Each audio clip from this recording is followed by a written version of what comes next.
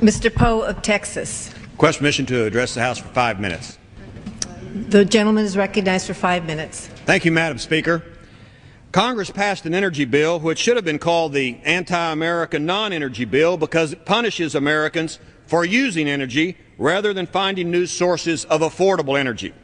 But the bill does one thing, Madam Speaker. It controls the type of light bulbs that all Americans must use throughout our fruited plains. Congress's energy bill bans incandescent light bulbs by 2014 and requires Americans to buy compact fluorescent bulbs. Those are called CFLs. Now we can say goodbye to Thomas Edison's incandescent bulb and his invention. Madam Speaker, I have a Constitution here, and like most members of Congress, I carry it with me. I've read it through and through, but I don't see anywhere in the U.S. Constitution that it gives the government the power to control the type of light bulbs used in Dime Box, Texas, or any other place in the United States. Besides the lack of constitutional authority, let me discuss these light bulbs further. Nothing in Congress seems to be easy, and that phrase is certainly true with these CFL light bulbs. These light bulbs contain mercury, so they have to be disposed of in a certain way. According to EPA rules, you're supposed to take them to a local recycling center. Thanks to Congress, nothing is easy. If you throw them out at home, you're supposed to seal the bulb in 2 plastic bags and place them in the outside trash. Otherwise, the bulb may break and pollute the landfill, of all things. CFLs are made of glass, so they're fragile. If one breaks it or drops it, you have to follow simple rules, thanks to Congress.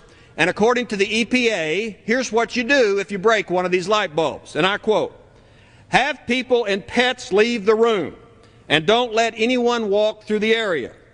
We must evacuate the room, Madam Speaker." I continue. "Open a window and leave the room for 15 minutes or more. Shut off the central heating and air conditioning system. Carefully scoop up glass fragments and powder using stiff paper or cardboard and place them in a glass jar with a metal lid." Obviously, that's readily available. I continue. "Use sticky tape, such as duct tape, to pick up any remaining small glass fragments and powder." Of course, we do have lots of duct tape in Texas, so that's no problem. But we're not through yet. I continue to quote, "Wipe the area clean with a damp paper towel or disposable wet wipes and place them in the glass jar or plastic bag. Do not use a vacuum or a broom."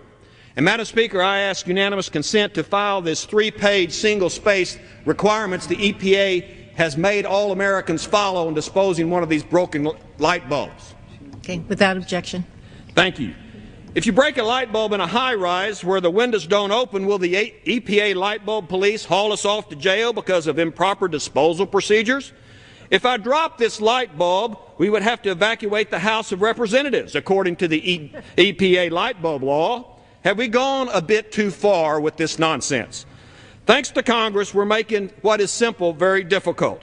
And besides, these light bulbs are expensive, and using them make fade photographs on the wall. Now, Madam Speaker, I'm going to carefully remove one of these light bulbs from a box that contains all these warnings on the outside.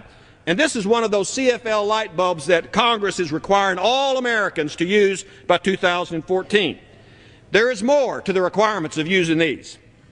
It says here, and I quote, "These light bulbs may cause interference to radios, televisions, wireless telephones, and remote controls."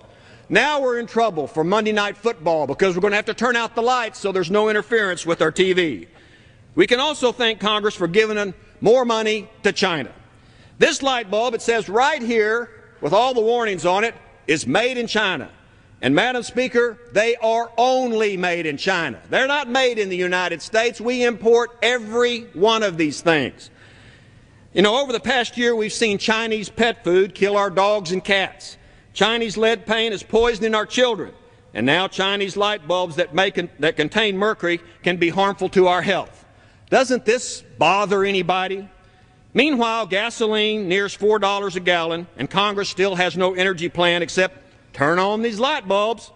Oh, I yearn for the day when America took care of Americans by developing our own abundant natural resources, like coal and natural gas and crude oil, to provide affordable energy to America.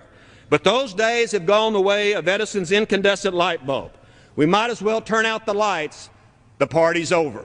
and that's just the way it is. I yield back. The gentleman yields back his time.